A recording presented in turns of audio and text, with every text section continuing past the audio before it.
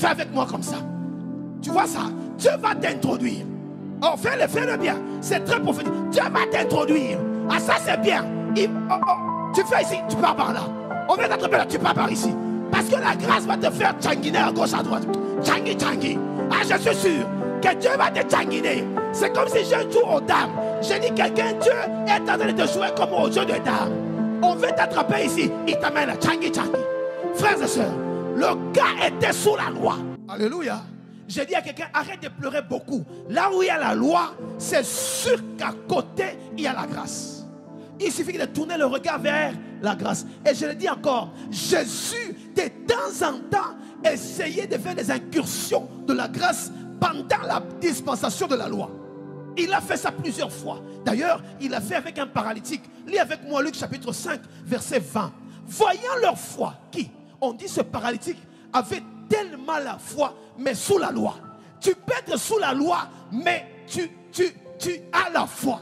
Je suis sous la loi, mais je suis quelqu'un qui a la foi. Ce qu'il te faut, quand tu es sous la loi et que tu as la foi, il te faut la grâce. C'est quelqu'un qui a la foi, mais sous, même la femme là, à la perte de sang, elle a la foi, mais sous la loi. Il y a des personnes qui ont la foi, mais qui sont sous la loi et ils ne peuvent pas accéder au miracle. Pourquoi? Parce que la grâce n'est pas là. Quelqu'un peut avoir la foi, mais ce qu'il lui faut, c'est la grâce. Oh. Tu es sous la loi, tu as la foi, mais tu n'as pas la grâce. La Bible dit que Joseph était sous la loi de Potiphar, mais il trouva grâce aux yeux de Potiphar. Frère, j'ai compris que malgré la foi, il faut trouver grâce. Ah, malgré la foi, il faut trouver grâce. Il y a des choses, même quand tu as la foi, il faut encore grâce.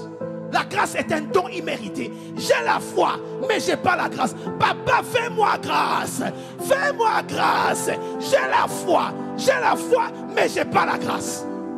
La grâce est exceptionnelle. Parce que tu ne mérites rien. Malgré ta foi, mais tu n'as rien. D'ailleurs, tu es là.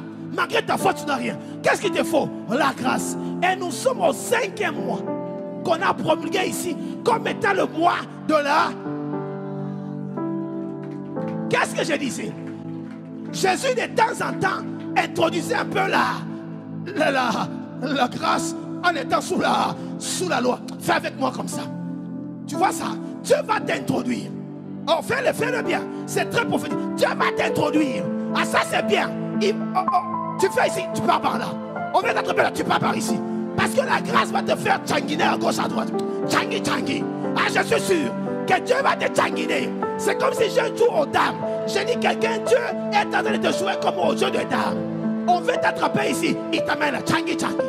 Frères et sœurs, le gars était sous la loi, mais il a la foi, mais il n'a pas trouvé grâce. Parce que la loi le condamne.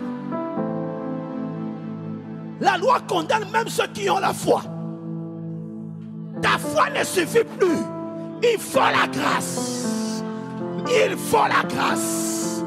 Ta foi ne suffira pas de certains endroits. Papa, fais-moi trouver grâce aux yeux de ce préfet. Fais-moi trouver grâce au préfet. J'ai la foi que tu agis, mais je n'ai pas la grâce. Ce paralytique avait la foi. Et Jésus dit, comment quelqu'un comme ça qui a la foi et il n'a pas la grâce? Ce gars a réussi à trouver le doigt de quelqu'un pour trouver où se trouve la grâce. J'ai dit à quelqu'un, cherche où trouver. Luca Nayo, cherche où trouver. Jésus est où? J'ai la foi, mais il me faut la grâce. Les deux choses vont te permettre de ne plus être paralytique. Des fois tu es paralysé parce que je n'ai pas trouvé grâce. Alors Jésus dit ceci, comme je trouve qu'il a la foi, ce qu'il faut c'est la grâce. Il dit alors, tes péchés te sont pardonnés. Quoi? Toi tu es qui? Pourquoi tu pardonnes? La loi dit il faut condamner. Nous sommes sous la loi Jésus. Toute autorité vient de Dieu. Mais c'est moi Dieu. Comment? Mais c'est moi Dieu. C'est moi Dieu. Oh, alors les scribes disent non, Tcheleka, comment toi tu pardonnes les péchés? Qui peut pardonner les péchés? Dieu. Les scribes disent, pour qu'on pardonne tes péchés, il faut amener l'agneau. Jésus dit, c'est moi l'agneau.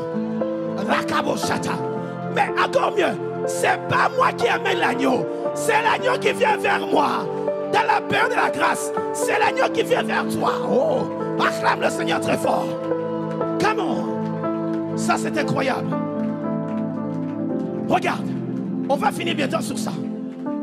Le gars est pardonné. Pour la toute première fois, Jésus fait des incursions comme une F-16, une MiG-21. Ouh, la grâce. Et puis, je suis sur la loi, je sais. Mais il n'est pas permis. Il n'est pas permis. Il faut l'agneau. Mais c'est que tu ne sais pas. Je suis l'agneau immolé. J'ai été immolé avant la fondation. My God. Depuis la fondation, j'étais immolé. C'est vous qui ne saviez pas. Ok. Il dit, prends ton marche. Tu n'es plus paralytique. C'est fini. Le statut change. Frère, malgré la foi, pour que les statuts changent, il faut la grâce. Il faut la grâce. Mon frère, tu as les diplômes. Tu as étudié. Tu as tout. Tu as la foi. Tu as une bonne église. Tu as un bon pasteur. Mais tu n'as pas la grâce. Il te faut la grâce. Il te faut la grâce. Et par là, les scribes disent non. Ce gars, on va l'attraper. Nous sommes dans Luc 5. Les scribes réfléchissent. Et disent, comme il a fait ça, on n'a pas vu par où ce paralytique est entré. Cette fois-ci, nous-mêmes, on va amener quelqu'un qui a péché. Parce que eux, ils ont fait tchangi. Ils se sont retrouvés devant la grâce. Et ils ont été sauvés. Maintenant, moi-même, j'ai cherché quelqu'un qui a péché. Et dans Luc chapitre 5, ils vont chercher la femme attrapée en flagrant délit d'adultère. My God. On dit, ils étaient comme au coin. Ils attendaient que la fille pêche, que le frère la pêche, qu'il tombe en péché. On va les publier sur les réseaux sociaux. On va l'amener. Écoute, lis avec moi. My God, lis avec moi rapidement. Comment? Luc 5. Ça c'est bon. On a dit qu'il a blasphémé. Il n'a pas blasphémé. On va dans Luc chapitre 8, verset 3. Alors les scribes et les pharisiens. Jean chapitre 8, verset 3. Et les pharisiens amenèrent une femme surprise en adultère. Surprise. Donc elle-même ne savait pas qu'on l'observait. Est-ce que tu sais qu'on attend que tu pêches? Quelqu'un attend que tu tombes dans le péché. My God. Dis avec moi, erreur. Ils ont fait erreur. Écoute. Et la plaçant au milieu du peuple, il dit à Jésus, Maître, cette femme a été surprise en flagrant délit d'adultère. Mais Moïse, dans la loi, parce qu'on est dans la période de la loi, nous a ordonné, mandaté, on a le power de lapider de telles femmes. Toi maintenant, dis quelque chose. Dis avec mon corps, erreur. L'erreur, c'est qu'il t'a amené devant la personne lui-même qui a... Oh my God. Qu'on t'accuse quelque part, mais qu'on t'accuse chez Dieu. Pourquoi je dis cela? La Bible dit ceci, que le diable est devenu accusateur de nos frères. My God, accusateur. Mais il t'accuse où? Il t'accuse devant ton père, alors que ton père est lui-même à la haute cour militaire. Donc lui qui n'est plus militaire va t'accuser chez ton papa. Comment quelqu'un va t'accuser chez ton papa? Même quand tu as péché, on a quelqu'un à nos côtés qu'on appelle qui? Petit enfant. On a un avocat auprès du père. Un avocat auprès du père. Qu'on t'accuse, si quelqu'un t'accuse, accuse-moi chez Dieu. Va m'accuser chez Dieu. Va dire ça à Dieu. Parce que quand tu m'amènes là, il se passe quelque chose. Dis avec moi, regarde. Qu'est-ce qui se passe? Moïse a dit, on doit lapider. On est sous la loi. Et toute autorité vient de Dieu. Mais c'est moi Dieu, mon gars. C'est moi Dieu. Ok. On doit respecter la loi. Ok. Alors verset 6. Il disait cela pour l'éprouver, afin de voir comment il va réagir, mais de l'accuser. Jésus s'étant abaissé, écrivit avec le doigt sur la terre. Papa, Jésus, il se penche. Autrefois, quand il écrivait, il était dans le ciel. Écoute, quand Jésus pour la première fois a écrit une loi, c'était sur les tablettes, sur des pierres, sur des pierres. Il écrivait avec son doigt sur les pierres à partir d'en haut. Mais quand il vient sur la terre, au lieu d'écrire la même loi sur les tablettes, il écrit sur le sable. Il écrit sur le sable. Il dit, ok, la loi dit sur le sable que cette femme a péché, qu'elle doit être lapidée. Et puis comme ils interrogeaient encore Jésus, papa, mais tu dis quoi? Il arrête d'écrire la loi. Autrement dit, c'est fini.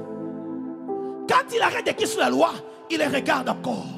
Il dit, tout celui qui sait qu'on est sous la loi, hein, tous ensemble, ok, comme on est sous la loi, commencez à prendre la pierre, comme vous avez dit vous-même là, lapider là. Tout le monde est parti. Qu'est-ce qu'il a fait encore? Il prend encore son doigt, il écrit sur le sable.